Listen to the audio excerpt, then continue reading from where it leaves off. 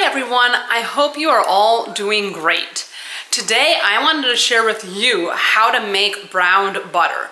I use brown butter in my brown butter chocolate chip cookie recipe. I'll leave a link in the descriptions below. And I wish I would have known sooner how amazing brown butter is and how simple it is to really make. You only need two things to make brown butter. First, of course, you need some butter, and then you need a pan to cook it in. Today, when I share it with you, I'm using my Lodge cast iron pan. It's this Dutch oven, and I'm using it because it's really light inside, so it's super easy to see when the butter actually starts to brown.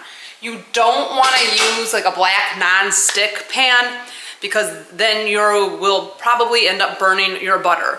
I usually use my stainless steel, just like a saucepan, but I wanted to make it really a lot easier for you to see. So what is brown butter? Basically, it's butter that's been cooked until the water evaporates and then the milk solids start to toast. And it gives you this really amazing, like nutty, toffee flavored butter that tastes so good in cookies. And I haven't used it in anything else, but I'm sure it would taste good in brownies and in biscuits and a lot of other baked goods. So without further ado, let's get to it.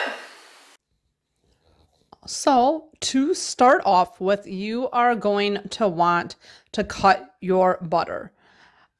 You want to try to cut the butter in equal pieces because that will make when you start to melt it a lot easier.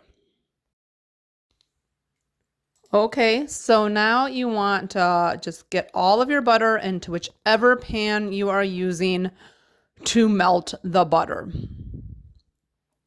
Now I have this on like super duper speed so that you don't have to wait forever for everything to melt. So as the butter is melting, I like to give it a little stir to try to help it melt evenly.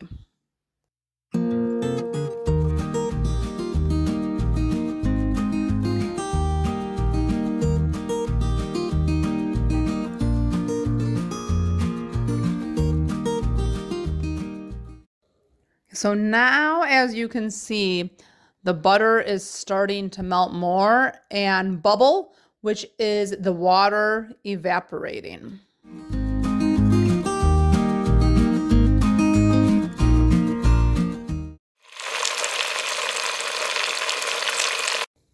So you are going to keep allowing that water to evaporate, and the butter is going to keep on bubbling while this is happening. And then this is where I like to kind of stir it a little more frequently, because after the butter starts to get this really nice bubble, that is when your milk solids are going to start to get toasted. So you want to make sure you keep an eye on that, because if you let it go too far, it's very possible to burn your butter.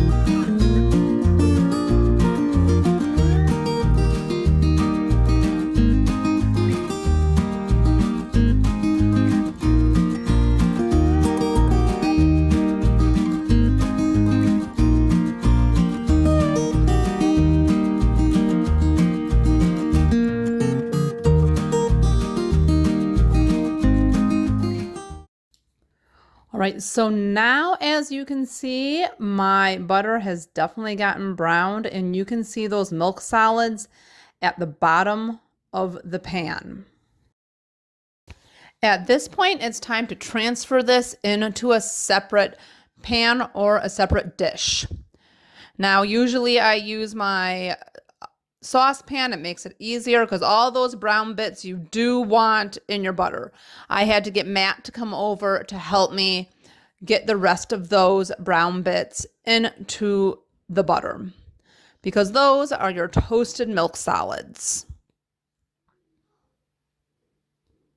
And as you can see, this butter is beautifully brown with yummy, yummy milk solids toasted at the bottom.